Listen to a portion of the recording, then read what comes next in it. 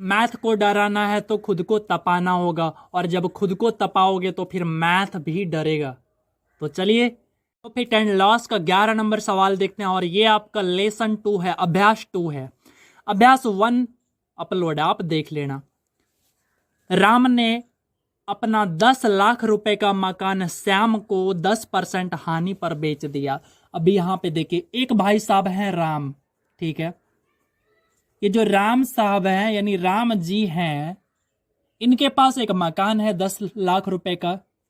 तो इन्होंने क्या किया, ये 10 लाख रुपए का जो इनके पास मकान है, चलिए हो गया 10 लाख। ये जो 10 लाख रुपए का जो मकान है, इन्होंने श्याम को बेच दिया। कैसे बेच दिया? 10% की हानि पर बेच दिया। मतलब कि इन्होंने जो 10 लाख में खरीदा था, इसको उन्होंने क्या कर दिया, 10% का हानि। आप निकालिएगा इसका 10%, तो आएगा आपका 1 लाख, और इसमें माइनस कर दीजिएगा तो आएगा 9 लाख। मतलब ये हो गया कि ये जो 10 लाख का मकान था, इन्होंने श्याम को 9 लाख में बेच दिया। बड़ी दिलदार आदमी थे।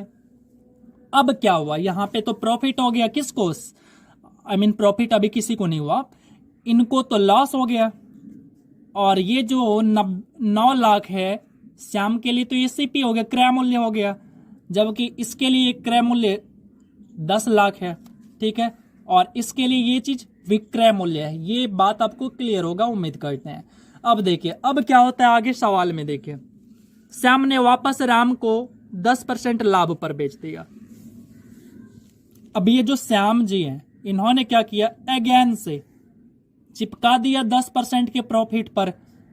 श्याम के लिए तो सीपी यही है, क्रय मूल्य 9 लाख ही है। अच्छा, 9 लाख पे यदि 10% का प्रॉफिट हो रहा है, मतलब अब आप इसका कैलकुलेशन करिए, तो 9 लाख का 10% निकालिए, या सीधा सीधा इसके लिए श्याम के लिए तो 100% है, और 10% का प्रॉफिट ले रहा है, तो 110% निकाल लीजिए इसका।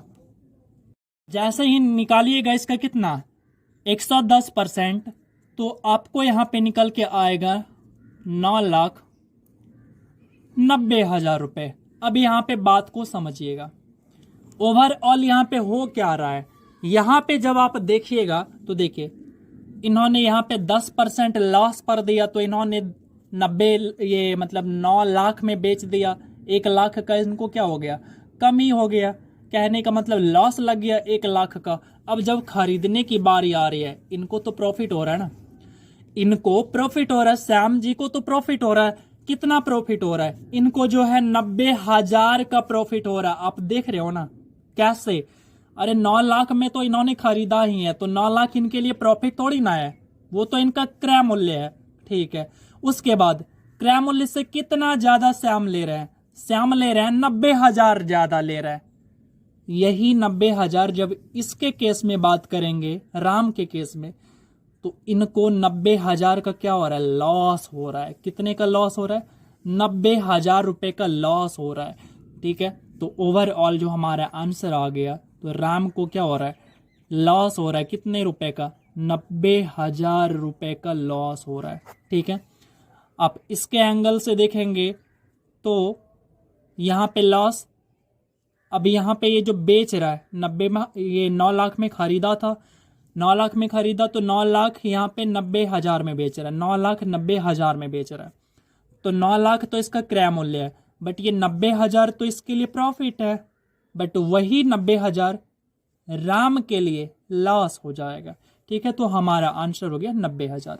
उम्मीद करते हैं आपको समझ में आया होगा, और यदि नहीं आया हो तो कमेंट ठोको, आपके लिए है कमेंट बॉक्स। तो चलिए अगले सवाल, 12 नंबर सवाल। बहुत ही अब जो है टाइप आपका चेंज हो चुका है, और इस तरह के सवाल बहुत जगह पूछे जाते हैं, बहुत सारे सवाल पूछे जाते हैं, तो आप इस टाइप को समझिएगा एंड मजा आएगा। अब से देखिए, ए ने एक साइकिल बी को 20% के लाभ पर बेचा। मान लिया कि ए ने वो साइकिल जो है कितने में खरीदा, हमें पता नहीं, हमने मान लिया कि ए रुपए में ही खरीदा था। अच्छा, 20% की लाभ मतलब 100% में खरीदा होगा, 20%, तो बेचा कितने में, 120 में बेचा। अब उसी 120 को मैं लिख रहा हूं छोटा करके। देखिए 120% को क्या लिखोगे आप, 120/100, उसको छोटा करोगे तो 12/10, और छोटा करोगे तो 6/5। क्या लिखोगे? 6/5 गुना। आगे पढ़ो।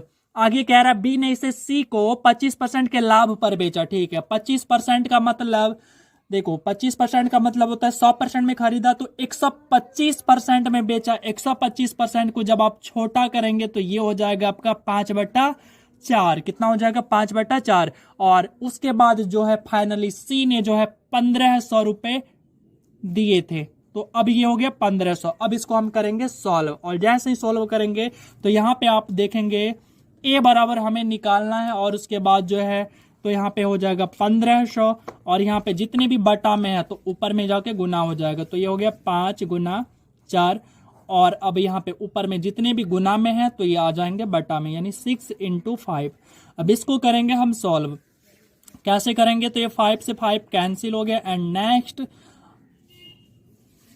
करेंगे कैलकुलेट, और जैसे ही कैलकुलेट करेंगे तो हमारे पास आएगा कितना? 1000। तो यही हो गया हमारा बिल्कुल राइट आंसर। और आपको यदि समझ में नहीं आया तो आप थोड़ा सा बैक स्किप करिए एंड इसको अगेन से देखिए, और इसके बावजूद भी समझ में नहीं आया तो आप हमें कमेंट कर सकते हैं, मैं आपके लिए बिल्कुल इसे समझा के ही रहूंगा। तो चलिए चलते हम अगले सवाल पर। 13 नंबर सवाल को देखिए, और आप उम्मीद करते हैं कि आप कॉपी कलम एंड किताब लेकर अपने साथ बैठे हैं। तो चलिए मैथ को दौड़ाएंगे, और खुद से उसको डर लगना चाहिए कि अरे हम किसके पल्ले पड़ गए हैं। तो देखिए 13 नंबर सवाल कह रहा है ए ने एक घड़ी 20% के लाभ पर बी को बेचा। तो मैंने मान लिया कि ए का जो रुपए है, यानी ए ने जो खरीदा है वो ए में खरीदा है। ठीक है, आप कुछ भी मान लो, एक्स मान लो, वाई मान लो, जेड मान लो, आपको कोई नहीं रोका, कुछ भी मान सकते हो। ठीक है, उसके बाद कितने के लाभ पर बेचा? तो 100%, यानी कि यदि मैं प्रतिशत में बोलूं तो 100% में खरीदा था उसने। अब बोल रहे लाभ में बेचा, कितने के लाभ पर? तो 20% के लाभ पर, मतलब 120 में बेचा। उसको आप लिखो फ्रैक्शन में। तो कैसे लिखूंगा? 20% को कहते हैं, 20% लाभ को कहते हैं, चलो आप इधर समझो, 20% मतलब हो गया 1/5। लाभ की बात आती है तो 5 रुपए तो हमारा क्रय मूल्य है, 1 रुपए और मिल रहा है, लाभ मिल रहा है, यानी 6 रुपए में बेच रहा हूं। कितने में? 6 रुपए में। तो इसको ऐसा लिखूंगा, 20% को लिखते हैं 6/5। ठीक है, लाभ के केस में। और अब आगे देखिए, वैसे आप इसको यहां पर 120/100 भी लिखो, कोई प्रॉब्लम नहीं, कट के ये आना है। अब नेक्स्ट देखो, नेक्स्ट कह रहा है बी ने उसे 10% की हानि पर बेचा। तो 10% की हानि का मतलब कितना हो गया? 9/10, मतलब 90/10 लिखोगे आप। आई मीन 10 नहीं, 90/100 लिखोगे। और 90/100 को जब आप कैंसिल करोगे 0 से 0 तो आपका बचेगा 9/10, है ना। अब देखो, अब आगे कह रहा है इसी सवाल में कि यदि सी ने वह घड़ी 216 रुपए में खरीदा, मतलब सी ने जो इन्वेस्ट किया पैसा वो 216 रुपए इन्वेस्ट किया। ठीक है, तो अब आपसे पूछा है कि ए ने कितने में खरीदा था। हमने मान लिया ए में खरीदा था, तो चलो ए का वैल्यू निकाल दो। यहाँ पे 216 रहेगा, और बाकी यहाँ पे जितने गुना में है, मतलब यहाँ पे जितना भी बटा में है ये इधर आके गुना में हो जाएगा। तो 5×10, और इधर जितना गुना में है वो सारे के सारे भाग में आ जाएंगे, यहाँ पर आते ही भाग में आ जाएंगे। ठीक है, तो अब इसको करना है कैंसिल आउट। क्या करना है हमें? इसको करना है कैंसिल आउट। और जैसे ही मैं इसको कैंसिल आउट करूंगा तो ये आपका जो है कितने बार में कट कर देगा? ये आपका कट कर देगा पूरा का पूरा 200, यानी 200 रुपए आपका निकल के आता है। यानी ए ने जो खरीदा था वो 200 रुपए में खरीदा। तो उम्मीद करता हूं आपको समझ में आया होगा। थोड़ा भी डाउट हो तो आप हमें कमेंट करो, अरे मैं समझाऊंगा, आपके लिए बैठा हूं। बस थोड़ा भी, मतलब थोड़ा भी ये मत सोचना कि अरे मैं क्लास में यदि पूछ लूंगा तो बगल वाले क्या सोचेगा। अरे बगल के आप पड़ोसी आएंगे तुम्हें ये पूछने, अरे देखो वो कमजोर है। यानी मैथ सीखना है तो ये अपने मन से निकाल देना, ये सारे वहम अपने मन से निकाल देना। तो चलो चलते हैं अगले सवाल पर। माँ की सपने को साकार करना हो, पिता के सपने को साकार करना और खुद के मैथ की बेस को मजबूत बनाना हो तो जुड़ जाना एग्जामपुर भैया के साथ। यहाँ पर मिलेंगे आपको भैया जो कि आपके मैथ को और मजबूत बनाने में आपका हेल्प करेंगे। तो चलिए चलते हैं हम अगले सवाल की ओर। और आपका सवाल नंबर है 14। 14 नंबर सवाल आपसे कहता है ए बी को एक वस्तु 5% के लाभ पर बेचता है। ठीक है, तो यहाँ पे आपसे क्रय मूल्य पूछा जा रहा है लास्ट में। तो देखिए मैंने मान लिया ए ने ए रुपए में खरीदा, आप एक्स ले सकते हो, यहाँ पे लिख सकते हो एक्स, नो प्रॉब्लम। अब मैं आपको समझा रहा हूं, देखिए अभी सारा टाइप मैंने 13 नंबर बनाया, 12 नंबर बनाया, सेम था। अब मैं इसको अप्रोच कैसे लूंगा, ठीक है। डायरेक्ट क्या करता हूं, ए का वैल्यू निकालना हमें, ठीक है। फाइनली इसमें इस सवाल में देखिए सी ने भुगतान कितना किया, तो सी ने किया है 23 रुपए 94 पैसे का भुगतान किया है। मैं आपको थोड़ा फास्ट करने का तरीका बता रहा हूं, ठीक है। ये है इतने रुपए का भुगतान किया, मतलब ये विक्रय मूल्य है। अब देखिए जितना भी दिया है लाभ प्रतिशत या हानि प्रतिशत, तो उसको हम कंपेयर करके कैसे लिखेंगे। अब पढ़ते हैं सवाल को। यहां कह रहा है ए ने बी को 5% के लाभ पर बेचा। ए ने बी को कितने, 5% का लाभ। 5% का मतलब होता है 1/20, पता होगा आपको। 5% का मतलब होता है 1/20। यहां पे क्रय मूल्य हमारा 20 है और 1 रुपए का लाभ हो रहा है, मतलब हम बेच कितने में रहे, हम तो बेच रहे हैं 21 रुपए में बेच रहे हैं। तो ये हो गया, ये जो फ्रैक्शन आ गया एक नया वाला फ्रैक्शन, वो हमारा क्या बनेगा, वो बन जाएगा हमारा 21/20। तो 20 हमारा क्रय मूल्य है, ठीक है। और सवाल में हमारा ये कह रहा है कि ये विक्रय मूल्य है, लेकिन ये फ्रैक्शन के अकॉर्डिंग कह रहा है 21 हमारा विक्रय मूल्य है। अभी समझाया आपको कैसे। और हमें तो निकालना है क्रय मूल्य, यानी 20 चाहिए हमें, ठीक है। 20 का वैल्यू चाहिए। आगे अगला फ्रैक्शन को देखिए। अगला फ्रैक्शन है आपसे बी उसे सी को 5% की हानि पर बेच देता है। 5% की हानि पर बेच रहा है इस बार देखिए क्या बनेगा फ्रैक्शन। 5% मतलब 1/20। 20 का समान है, 20 का समान है। 20 का वैल्यू हमें निकालना है, ऊपर रख रहा हूं, नीचे मतलब विक्रय मूल्य, इसके अकॉर्डिंग विक्रय मूल्य देख रहा हूं, क्योंकि यहां पे हमारा ये विक्रय मूल्य है, दोनों बैलेंस होना चाहिए। 20 का सामान है, जब मैंने बेचा इसको तो इस बार हानि हो रहा है, मतलब 1 रुपए का हानि हो रहा है, मतलब मैं बेच कितने में रहा हूं, 19 में बेच रहा हूं, तो यहां पे हमारा 19 आ जाएगा, ठीक है। देखिए फ्रैक्शन, ये परसेंट एक ही था लेकिन अलग अलग फ्रैक्शन लिखा हूं, इस बात को समझिएगा। आगे पढ़ते हैं सवाल को। अब कह रहा है सी ने उसके लिए 23 रुपए 94 पैसे का भुगतान किया, तो ए को कितने रुपए पड़ी थी। तो अब इसको करते हैं सोल्व। इसको जब हम करेंगे सोल्व तो हमारे पास निकल के आएगा, फिलहाल तो इसको सोल्व कर लूं, ये बटा 100, इसको करूंगा मैं सोल्व, और जैसे ही मैं इसको सोल्व करूंगा तो हमारे पास निकल के आएगा 24 रुपए, और ये हो जाता है हमारा आंसर। यहां पे आप देख रहे हैं मैं कैलकुलेशन नहीं लिख रहा हूं, क्योंकि मैंने कैलकुलेशन कर रखा है, तो बस आप अपना कैलकुलेशन करो, दिक्कत होगा तो फिर मैं कर दूंगा, ठीक है। तो चलिए, उम्मीद करता हूं आपको अच्छे से क्लियर हुआ होगा। चलते हैं अगले सवाल पर। तो यहां पे देखिए मैं डायरेक्ट क्या किया, इस सवाल में डायरेक्ट फ्रैक्शन को डायरेक्ट पलट दिया, और पहले क्या किया करता था, ए के साथ सारे को रिलेशन में लेता था, लेकिन इस बार डायरेक्ट मैंने ए का वैल्यू ही निकाल दिया, इसीलिए सारा फ्रैक्शन को मैंने पलट कर रखा, ठीक है। क्रय मूल्य हमें चाहिए तो ऊपर रखा, विक्रय मूल्य नीचे दे दिया, और यहाँ पे रुपए में विक्रय मूल्य, ये अनुपात में हमारा हो गया, तो ये सारे इक्वल हो गए, इसलिए मेरा वैल्यू डायरेक्ट निकल गया। सवाल नंबर 15। सवाल नंबर 15 क्या कह रहा है, ए ने एक रेडियो खरीदा, कितने में खरीदा पता नहीं, रुपए में तो दे ही नहीं रखा, पर हमें पता है 100% में खरीदा होगा, ठीक है। उसके बाद कह रहा है कि 110 रुपए खर्च भी किया, तो चलो 100 नहीं मानूंगा, इस बार हमें कुछ ले, चलिए मैं ए मानता था, तो इस बार क्या करता हूं, मैं कुछ आपके अकॉर्डिंग कुछ मान लेता हूं। ए नहीं मान रहा मैं, इस बार एक्स रुपए मान लिया। ए ने कितने में खरीदा, एक्स रुपए में। खर्च कितना किया, 110 रुपए उसके मरम्मत पर खर्च किया, ठीक है। अब जब भी बेचेगा इससे ज्यादा में बेचेगा तभी तो लाभ होगा ना। अरे कोई भी क्यों चाहेगा कि हमें हानि हो जाए, नहीं चाहेगा। अब आगे देखिए, आगे कह रहा सवाल में ए ने यह रेडियो बी को 20% के लाभ पर बेचा। तो देखिए मैं इस बार डायरेक्ट आपको आपके अकॉर्डिंग आप जैसा चाहते हैं वैसा ही लिखता हूं। 20% का लाभ मतलब 100% में खरीदा तो 20% एक्स्ट्रा 120 हो गया, तो 120% को लिखेंगे 120/100। अब आगे आगे कह रहा है बी ने इसे सी को 10% की हानि पर बेचा। 10% की हानि मतलब 100 की चीज को 10% की हानि में बेचा, इसका मतलब 90% में बेचा, तो 90/100। कोई दिक्कत नहीं होना चाहिए इसमें। अब आगे देखिए सवाल में क्या कह रहा है, और उसके बाद सी ने इसे 10% के लाभ में बेचा। सी ने कितने में बेचा, 10% के लाभ में बेचा। 10% का लाभ मतलब 10% यानी 110/100, ठीक है। और फाइनली इसमें आपसे कहा जा रहा है कि 10% के लाभ पर 1188 रुपए में बेच दिया। कितने में बेचा, इसको बराबर करूंगा 1188 रुपए के बराबर।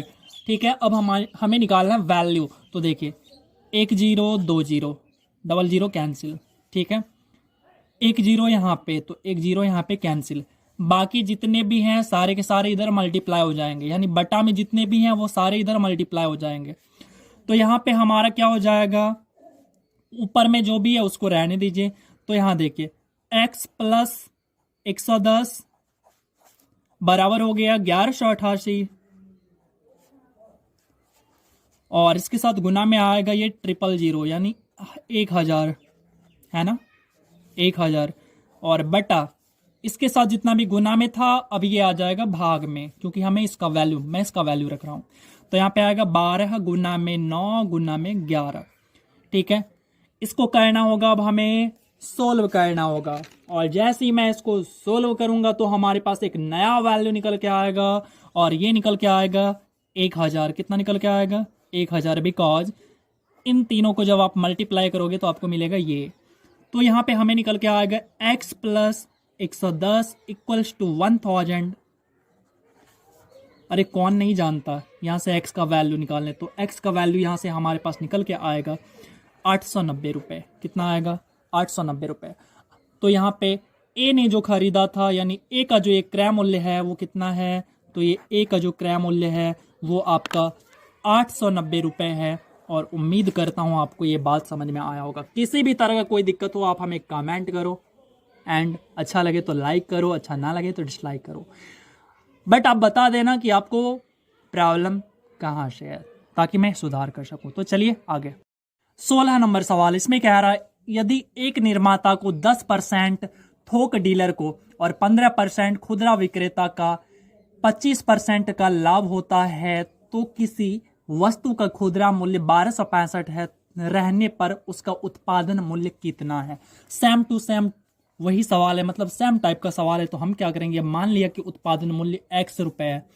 अब कह रहा है कि इस पे किसको कितना % का प्रॉफिट हो रहा है उसको मैं लिखूंगा। ठीक है, मैंने मान लिया कि x रुपए में वो उत्पादन मूल्य जो है, उत्पादन मूल्य वो x रुपए है, मतलब वो 100% इसका x रुपए है। ठीक है, अब देखता हूं प्रॉफिट इसका। कह रहा है निर्माता को 10%, मतलब 10% का यदि प्रॉफिट होगा तो उसको क्या लिखेंगे, 10% को हम लिख सकते हैं 1/10 लिख सकते हैं। I mean 10% का प्रॉफिट हो रहा है तो 11/10 लिखेंगे। ठीक है, यदि आपको समझ में नहीं आया तो चलिए मैं लिख देता हूँ। 10% प्रॉफिट मतलब हो गया 110/100। अब तो समझ में आया होगा। वहीं पे मैं 0 कट कर देता हूँ, तो इसीलिए 11/10 हो जाता है। आगे देखिए, आगे कह रहा है थोक डीलर को 15%, 15% मतलब लिखेंगे 115 बटा में 100। ठीक है, आगे कह रहा है आपसे खुदरा विक्रेता को 25% का लाभ होता है। 25% का लाभ होने का मतलब 125% हो जाएगा टोटल, और 125% मतलब हो गया 125/100। ठीक है, आगे आपसे कह रहा है कि किसी वस्तु का खुदरा मूल्य जो है वो 1265 रुपए है। ये हो गया 1265 रुपए है। तो आपसे पूछ रहा है इस x का वैल्यू, तो x का वैल्यू बताना है। तो देखिए मैं करूंगा क्या, सबसे पहले ये 1265। ठीक है, अब देखिए जितने भी यहाँ पे बटा में है ये सारे के सारे गुना में आएंगे। तो गुना में कितने आएंगे, 1 पर 6 0 लगा दीजिए, 1 2 3 4 5 6। अब आएगा बटा में, यहाँ पे x के साथ जितने भी गुना में था यहाँ पे सारे के सारे आ जाएंगे डिवीजन में, मतलब भाग में। 110 गुना 115 गुना 125। ठीक है, अब इसको करना होगा हमें सोल्व, और जैसे ही मैं इसको सोल्व करूंगा तो आप सबसे पहले देख सकते हैं यहाँ पे 0 से 0 कैंसिल हो गया। एंड नेक्स्ट आप अपना स्टेप लगाइए तो यहाँ पे सारे के सारे कट हो जाएंगे। कितने टाइम्स में, तो ये कट हो जाएंगे आपके टोटल 800। ठीक है, और यहाँ से कट के आएगा आपका 800, यानी 800 रुपये। ठीक है, जो x का वैल्यू है वो आपका 800 रुपये है। और ये हो गया हमारा आंसर। यानी इस टाइप के जितने भी सवाल होंगे हम उसको ऐसा ही सोल्व करेंगे। चलते हैं अगले सवाल पर। 17 नंबर सवाल अब अलग टाइप के हैं और बहुत अच्छे सवाल हैं। आप बने रहना, यदि आप में जुनून हो जॉब लेने की एंड माँ के सपने के और पिता के सपने को साकार करने का, तो आप बने रहना हमारे साथ। देखो ए ने 5% के लाभ पर एक मेज को 420 रुपए में बेचा, ठीक है, और उसके बाद कह रहा बी ने 6% के लाभ पर 477 रुपए में मेज को बेच दिया, तो अधिक लाभ किसको प्राप्त हुआ और कितना प्राप्त हुआ। तो देखिए यहाँ पे कंपेयर करा, तो हम भी कर देते हैं कंपेयर। यहाँ पे ए है, ये वाला ए है और इधर बी है, ठीक है। ए की बात जो हो रहा है यहाँ पे कह रहा है ए ने 5% के लाभ पर, यानी 100% का मेज है और 5% और ले रहा है, तो 105% में बेच रहा है, लेकिन रुपए में कह रहा है कितना, इसको कह रहा है 420। चलिए हम दूसरा फ्रैक्शन मेथड से बनाते हैं। देखिए 5% का मतलब क्या होता है, तो ये है 5%, इसका मतलब होता है 1/20, ठीक है। अब लाभ हो रहा है, बात तो लाभ की है, तो एक नया जो रेशियो बनेगा, 20 रुपए का चीज है, 1 रुपए का लाभ हो रहा है, मतलब 21/20। 20 तो हमारा सीपी है यानी क्रय मूल्य है और 21 हमारा विक्रय मूल्य है। लेकिन सवाल कहता है ये 21 में नहीं बेच रहा है, यहां पे कितना बेच रहा है, ये बेच रहा है 420 में। कितने में, 420 में। आप यहां पर देखेंगे तो 21 से कितना ज्यादा, 21 से कितना ज्यादा, तो आप देखेंगे 20 गुना ज्यादा। कितना गुना ज्यादा, 20 गुना ज्यादा में बेच रहा है, तो फिर इसका जो क्रय मूल्य होगा ना, वो भी आपका 20 गुना ज्यादा होगा। कितना होगा, 20 गुना ज्यादा होगा क्रय मूल्य भी। तो इसका मतलब क्रय मूल्य कितना हो गया, 400, ठीक है। अब बात करते हैं हम बी का। बी का जो बात बता रहा है, बी के बारे में बोल रहा है यहाँ पे कि बी ने 6% के लाभ पर 477 रुपए में मेज को बेच दिया। 6% को कहते हैं 6/100, और इसको थोड़ा और छोटा करिए 6% को, तो उसको आप लिख सकते हैं 3/50। क्या लिख सकते हैं, 3/50। अब यहां पे देखिए 50 तो हमारा क्रय मूल्य है, लेकिन 3 का लाभ हो रहा है, तो ओवरऑल एक नया जो हमारा फ्रैक्शन बन रहा है वो बन रहा है 53, यानी 53 हमारा विक्रय मूल्य है, जबकि 50 हमारा क्रय मूल्य है। अब हमसे सवाल कहता है कि हमने तो 53 में नहीं बेचा, हमने तो 477 में बेचा है। कितने में, 477 में बेचा है। तो हमें निकालना है वैल्यू, तो हमें निकालना है 50 का वैल्यू। कैसे निकालूंगा, तो 477 बटा में 53 और गुना में 50, गुना में 50 हमें चाहिए इसका वैल्यू। और इसको जब सोल्व करेंगे तो आपका आ जाएगा 450। कितना आ जाएगा, 450 रुपए। मतलब अब समझिएगा, ए ने जो है 400 रुपए में खरीदा और बी ने जो है 450 में खरीदा। ये तो आप देख रहे हैं, बट फायदा किसको ज्यादा हो रहा है, ये जो है 20 रुपए एक्स्ट्रा कमा रहा है उस पर, जबकि ये जो है कितना ज्यादा, ये 27 रुपए एक्स्ट्रा कमा रहा है ज्यादा। मतलब ज्यादा फायदा किसको हो रहा है, ज्यादा फायदा आप देखेंगे तो यहां पर बी को हो रहा है, ठीक है। बी को कितना ज्यादा फायदा हो रहा है, इसके कंपेयर में 7 रुपए एक्स्ट्रा, यानी 7 रुपए ज्यादा का फायदा हो रहा है। तो यही था हमारा आंसर। उम्मीद करते हैं आपको बहुत अच्छे से क्लियर हुआ होगा, और थोड़ा भी यदि पसंद आया हो तो लाइक करो यार, और सपोर्ट करो हमें। आपकी सपोर्ट की जरूरत है हमें, और बिना आपके सपोर्ट का तो कुछ भी संभव नहीं है। तो चलिए चलते हैं अगले सवाल पर। 18 नंबर सवाल, और इस तरह के सवाल आप देखेंगे तो बहुत ज्यादा पूछे जाते हैं आपके एग्जाम में, और आप इसको सीखिएगा बारीकी से, और मैं आपको सिखा दूंगा, बिल्कुल आपको मैं मास्टर बना दूंगा इस सवाल में। आप देखना, यहाँ पे कह रहा है आपसे 9 संतरों का विक्रय मूल्य, आप ऐसे लिख लो 9 संतरा, विक्रय मूल्य को कहते हैं एसपी। 9 संतरों का विक्रय मूल्य 12 संतरों के क्रय मूल्य के बराबर है। बराबर है कितना, 12 संतरा के क्रय मूल्य मतलब सीपी के बराबर है, ठीक है। आपसे पूछा है कि लाभ प्रतिशत क्या है। देखिए कैसे निकालेंगे, आपको सबसे पहले निकालना है क्रय मूल्य और विक्रय मूल्य का अनुपात निकाल लेना है, ठीक है। तो कैसे निकालेंगे, तो यहां पे समझिए, ये जो क्रय मूल्य है ना आपके सामने, इसका जो वैल्यू है वो ये वाला है 9, और एसपी यानी ये जो विक्रय मूल्य है इसका वैल्यू आपका ये वाला है। बस आप सीधा सीधा उठा के रख दो, दिमाग नहीं लगाना आपको। तो देखिए मैं निकालूंगा क्रय मूल्य और विक्रय मूल्य का अनुपात, क्रय मूल्य और विक्रय मूल्य का अनुपात।